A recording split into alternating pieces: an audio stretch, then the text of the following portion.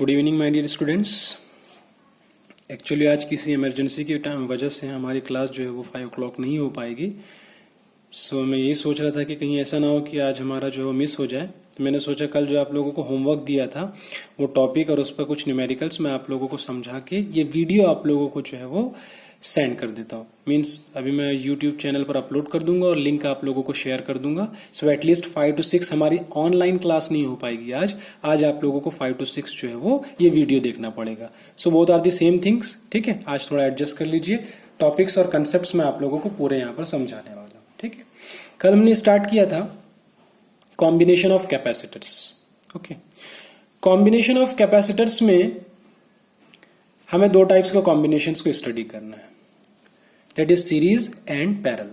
But पहली चीज ये कि कॉम्बिनेशन पढ़ना ही क्यों, तो कॉम्बिनेशन क्यों स्टडी करना है इसके बारे में मैंने कल आप लोगों को बताया था कि समटाइम्स हमें ज्यादा फैरेड वाले कैपेसिटर की जरूरत होती है, समटाइम कम, एंड हो सकता है कि हमारे पास उस पर्टिकुलर नंबर के कैपेसिटर्स अवेलेबल ना हो।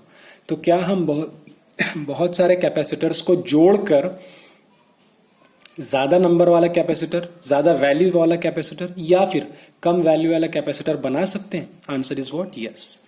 कैसे है, क्या क्या होता है, सारी चीजें मैं इसके अंदर आपको एक्सप्लेन करने वाला हूं। ठीक है, so combination of capacitor, normally मैंने यहाँ पर एक छोटा सा डायग्राम बनाया है कैपेसिटर का। आप देख सकते हो पॉजिटिव प्लेट, नेगेटिव प्लेट, ये बैटरी है, पोटेंशियल डिफरेंस, कैपेसिटर सी है। अब कंसेप्ट ये है कैपेसिटर का कि हमारे पास कैपेसिटर के चार्ज का फॉर्मूला अवेलेबल है, कैपेसिटर में कितनी एनर्जी स्टोर होती है, कितनी पोटेंशियल एनर्जी स्टोर होती है, इसका फॉर्मूला हमारे पास अवेलेबल है। But this is only for a single capacitor. ये जितने भी कैपेसिटर के फॉर्मूले हमारे पास है, चार्ज का हो, एनर्जी का हो, ये सब सिंगल कैपेसिटर के लिए एप्लीकेबल है। ओके, तो अब समटाइम्स ऐसा होता है कि हमारे सर्किट में बहुत सारे कैपेसिटर्स होते हैं, तो हमें सबसे पहले उन सारे कैपेसिटर्स को एक सिंगल कैपेसिटर में कन्वर्ट करना होगा, एक सिंगल कैपेसिटर में। तो क्या करना होगा हम लोगों को, जितने भी कैपेसिटर्स गिवन होंगे उन सबका इक्विवेलेंट कैपेसिटर बनाना होगा। अब इक्विवेलेंट कैपेसिटर का मतलब क्या होता है, इसकी एक सिंपल सी एग्जांपल दो।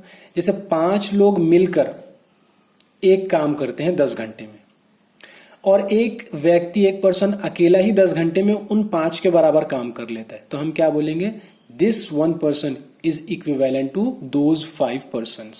Okay, in the similar way अगर कैपेसिटर की बात करूं तो आपको ये नंबर्स दिखे ना दिखे कोई इंपॉर्टेंट नहीं है, समझाने के लिए मैंने डायग्राम बनाई है। 3 माइक्रोफैरेड का कैपेसिटर है, 3 माइक्रोफैरेड का, 2 माइक्रोफैरेड का। अब ऐसा मान लेते हैं कि ये जो टोटल कैपेसिटर्स हैं वो टोटल एनर्जी 100 जूल अपने अंदर स्टोर करते हैं, एंड टोटल चार्ज कितना स्टोर कर लेते हैं, 20 माइक्रोकूलम। कितने कैपेसिटर है, 1 2 3। तो हम इनका एक ऐसा इक्विवेलेंट कैपेसिटर बनाएंगे जो अकेला ही इन तीनों के बराबर नंबर ऑफ चार्ज को भी स्टोर कर ले एंड इन तीनों के बराबर नंबर ऑफ एनर्जी को भी स्टोर कर ले। मतलब अगर ये तीनों कैपेसिटर मिलकर 20 माइक्रोकूलम चार्ज को स्टोर करते थे एंड टोटल एनर्जी होती थी 100 जूल, तो हम यहां पर एक ऐसा कैपेसिटर सिंगल बनाएंगे कि वो भी टोटल कितना चार्ज स्टोर कर लेना चाहिए, 20 माइक्रोकूलम, एंड टोटल कितनी एनर्जी स्टोर कर लेना चाहिए, 100 joule. This is known as what, equivalent capacitor. तो इक्विवेलेंट क्या होता है ये आप लोगों को समझ में आ गया होगा। ठीक है, अब इसके बाद मैं पहला कॉम्बिनेशन स्टार्ट करता हूं, that is series combination. Okay, series and parallel दो कॉम्बिनेशन पढ़ने, इसमें सिर्फ एक एक चीज बहुत इंपॉर्टेंट है, वो आप लोगों को मेमोराइज करके रखनी है, कौन सी चीज डिवाइड होगी कौन सी नहीं। ठीक है, तो पहले मैं आप लोगों को एक कंसेप्ट बता दूं सीरीज का। सीरीज में हमेशा देखना, यहां पर मैंने एक डायग्राम बनाई है, capacitor C1, C2, C3, point A and point B.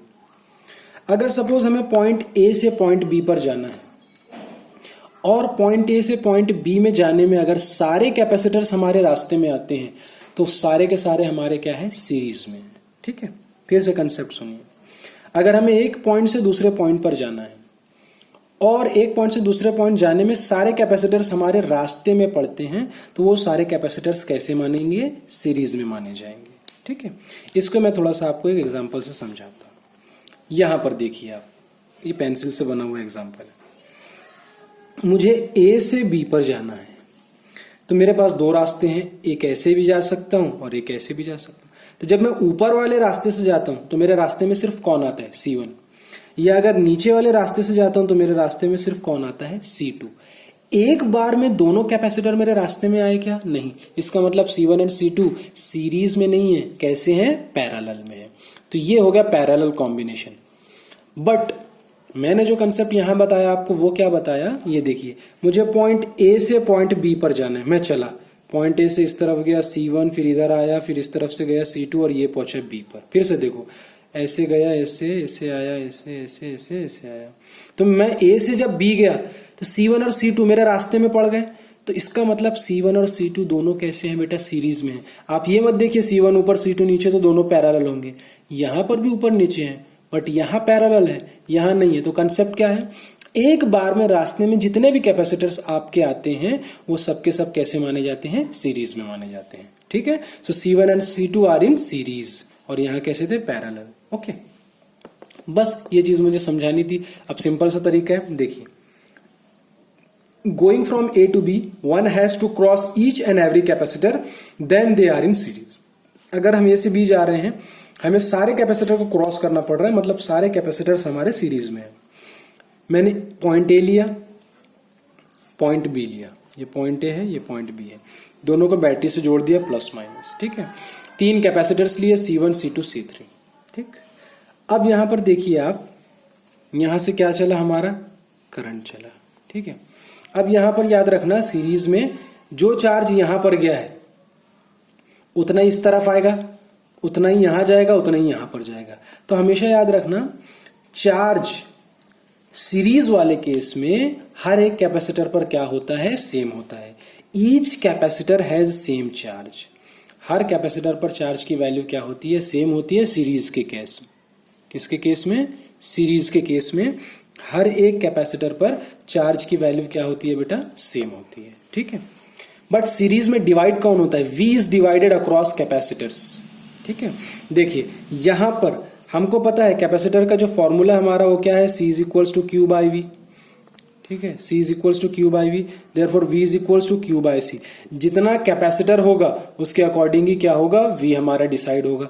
तो आप देखोगे C1 के अक्रॉस पोटेंशियल कितना है, V1, C2 के अक्रॉस V2, C3 के अक्रॉस V3। ये सेम भी हो सकता है, अगर सारे कैपेसिटर सेम है तो ये सेम भी हो सकता है, नो डाउट। ठीक है, तो V is divided across capacitors, तो V1 V2 V3। अगर n कैपेसिटर्स होते तो V1 V2 V3 up to so on Vn होता। टोटल हमारा पोटेंशियल कितना है, V है। ये V कितने हिस्सों में डिवाइड हुआ, 3, V1 V2 V3। इसका मतलब टोटल हमारा जो कैपेसिटर रहा, सॉरी पोटेंशियल रहा, वो कितना हुआ, V is equals to V1 plus V2 plus V3। V1 V2 V3 depends on capacitance C1 C2 and C3। ठीक है, अब आप देखोगे यहां पर अगर हम लोग कैपेसिटर की वैल्यू निकालने जाए तो आप देख सकते हो V इज इक्वल्स टू क्या होता है, Q बाई C। तो मैं यहां पर निकाल लूंगा V1 is equals to Q by C1, V2 is equals to Q by C2 and V3 is equals to Q by C3। ठीक है, अब हम क्या करेंगे, ये जो फॉर्मूला है हमारा V is equals to V1 plus V2 plus V3, इस फॉर्मूले में V1 V2 V3 की वैल्यूज पुट कर देंगे। ठीक है, so let's put the values.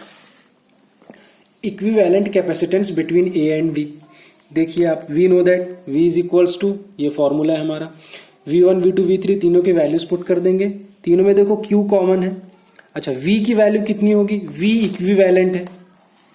ठीक, मतलब जो अभी मैंने आपको बताया, तीनों कैपेसिटर मिलकर जितना एनर्जी स्टोर करेंगे उसके बराबर एक इक्विवेलेंट कैपेसिटेंस बनाना है। वो उन तीनों को मिलके बराबर, वो उन तीनों के बराबर एनर्जी क्या कर सकता है, स्टोर कर सकता है। ठीक है, तो यहां पर ये V है हमारा, V इज इक्वल्स टू क्या होता है बेटा, Q बाय C। तो V की जगह क्या पुट करेंगे, Q बाय C, लेकिन ये इक्विवेलेंट कैपेसिटेंस होगा तो CE। Q by C is equals to, Q को कॉमन निकाला, 1/C1 plus 1/C2 plus 1/C3। Q क्या हो गया, cancel, 1/C is equals to 1/Cn plus 1/C2 plus 1/C3। ऐसे n नंबर ऑफ कैपेसिटर्स होते बेटा, n नंबर ऑफ कैपेसिटर्स। तो क्या करते हैं हम लोग, up to so on 1/Cn करते हैं। ठीक, suppose there are only 2 capacitors. अगर 2 कैपेसिटर है तब तो बहुत आसान हो गया, 1/C is equals to 1/C1 plus 1/C2। ठीक है, तो 1/C क्रॉस मल्टीप्लाई कर देंगे और उसके बाद रेसिप्रोकल ले लेंगे, तो आंसर क्या आएगा हमारा, CE is equals to C1 C2 upon C1 plus C2। ठीक है, अब यहाँ पर क्या है, आप बहुत सारे क्वेश्चंस कर सकते हैं, आप C1, C2, C3 की वैल्यूज ले सकते हैं एंड आप ये पता कर सकते हैं कि जब हम सीरीज में बहुत सारे कैपेसिटर्स को ऐड करते हैं तो जो इक्विवेलेंट कैपेसिटेंस हमारा आता है वो इंडिविजुअल कैपेसिटेंस के कंपैरिजन में कम आता है कि ज्यादा आता है। तो एक बात याद रखना, जब आप सीरीज के साथ डील करते हो ना, तो सीरीज वाले केस में अगर हम देखो C1 को ले लेते हैं 1000, C2 को भी ले लेते हैं 1000, तो आप यहां पर वैल्यूज पुट करो 1000 इंटू 1000 अपॉन 1000 प्लस 1000, तो जो भी आंसर आएगा आपका C कितना आएगा सॉल्व करके देख लेना 500। तो आप देख सकते हो हमारा इक्विवेलेंट कैपेसिटेंस कितना आया 500 और C1 इंडिविजुअली C2 इंडिविजुअली कितने थे 1000। इसका मतलब क्या हुआ बेटा, इसका मतलब अगर हम कैपेसिटर्स को सीरीज में कंबाइन करते हैं तो इक्विवेलेंट कैपेसिटेंस की वैल्यू कम हो जाती है। तो अगर हम लोगों को सपोज एक 2 माइक्रोफैरेड का कैपेसिटर चाहिए और हमारे पास 3 माइक्रोफैरेड के कैपेसिटर है, तो हम क्या करेंगे, उसको सीरीज में लगा देंगे। ठीक है, तो सीरीज में लगाने से क्या हो जाएगा, नॉर्मली आपने देखा है जैसे हम लोग उसको सीरीज में लगाएंगे जो इंडिविजुअल कैपेसिटेंस होते हैं उसके कंपैरिजन में इक्विवेलेंट कैपेसिटेंस क्या हो जाता है, कम हो जाता है। ठीक है, तो ये एक तरीका है हमारा, ऐसे हम लोग कर सकते हैं। अच्छा, दूसरा यहां पर देख लेते हैं, if capacitors are of the same value, अगर जितने भी कैपेसिटर्स हम लोगों ने लगाए हैं सबकी वैल्यू सेम है तो 1/c is equals to 1/c plus, मतलब सबका सब जो है वो 2 माइक्रोकूलम का है, तो 1/2 प्लस 1/2 प्लस 1/2 अप टू ऐसे n नंबर ऑफ कैपेसिटर्स लगा दिए, तो 1/c plus 1/c plus up to so on, ये क्या हो जाएगा n/c। ठीक है, तो हम क्या करेंगे, c को कॉमन कर लेंगे और n जो है वो टोटल नंबर होगा। जैसे 1000 कैपेसिटर्स हम लोगों ने लगा, 1000 कैपेसिटर, एंड हर एक कैपेसिटर का जो कैपेसिटेंस था वो सपोज 5 माइक्रोकूलम है, क्या बता रहा हूं मैं, हम लोगों ने n लिया 1000 कैपेसिटर्स और हर एक कैपेसिटर का कैपेसिटेंस है वो 5 माइक्रोकूलम। ठीक है, तो 1/c इज इक्वल्स टू, इसका फॉर्मूला क्या बनेगा 1/c, मतलब 1000 डिवाइडेड बाय 5, इसको रेसिप्रोकल ले लोगे तो आप c is equals to c/n। ये फॉर्मूला कब लगाना है हम लोगों को, ये फॉर्मूला उस वक्त लगाना है हम लोगों को जब सारे के सारे कैपेसिटर्स कैसे हो, सेम हो। If all the capacitors have the same value, तभी ये फॉर्मूला हम लोगों को लगाना है। उसके बाद आप लोग इसको करके देख सकते हैं, सॉल्व करके मैंने एक क्वेश्चन ऐसे बनाया था, नो प्रॉब्लम। तो ये है इक्विवेलेंट कैपेसिटेंस का फॉर्मूला। अच्छा, टोटल चार्ज का फॉर्मूला क्या हो जाएगा, वी नो दैट C क्या होता है Q बाय V, V को क्रॉस मल्टीप्लाई कर देंगे तो टोटल चार्ज मिल जाएगा, Q is equals to C into V। तो इसको भी याद रखना। ये एक छोटा सा मैंने न्यूमेरिकल बनाया है, वीडियो में दिख रहा है आप लोगों को, घर पे आप लोग इसको सॉल्व करने की कोशिश करना, बड़ा आसान है, बिल्कुल 1 मिनट में हो जाएगा आप लोगों से। ठीक है, तो this is all about what, series के बारे में था। ठीक है, इसी तरीके से बेटा हम लोग पैरेलल के बारे में डिस्कस कर लेते हैं कि पैरेलल कैपेसिटर्स क्या होते हैं।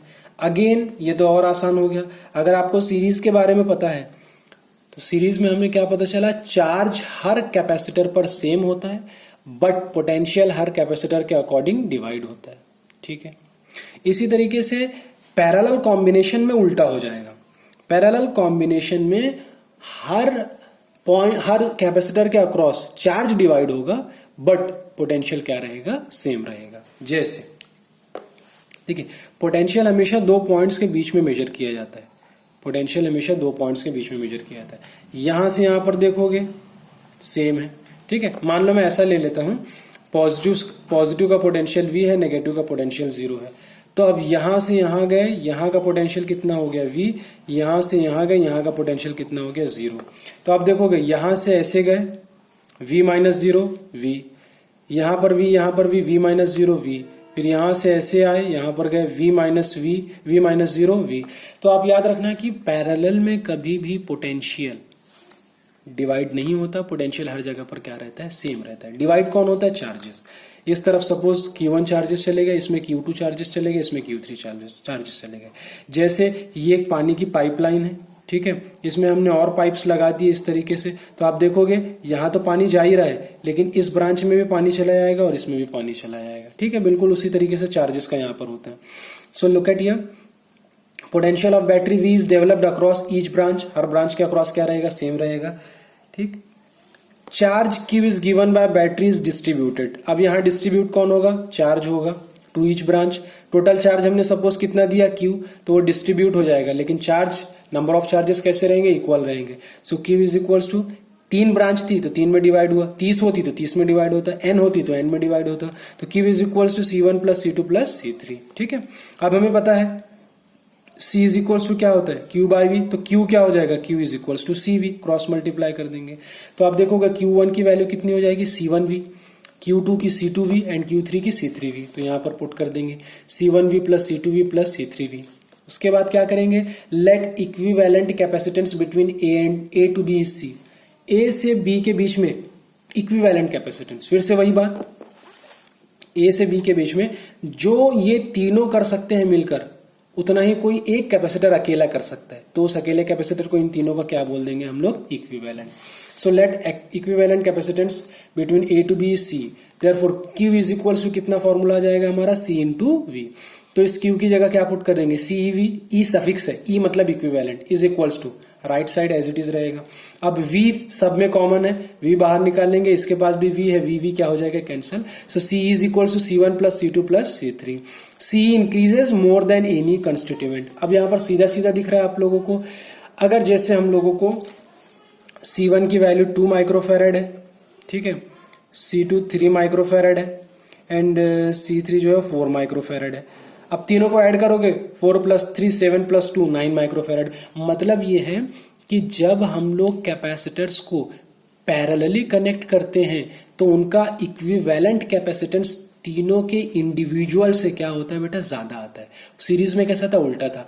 यहां कंसेप्ट थोड़ा सा जो आपने 10th क्लास में रेजिस्टेंस के बारे में पढ़ा होगा वो कंसेप्ट से थोड़ा सा उल्टा है ये कंसेप्ट, ठीक है।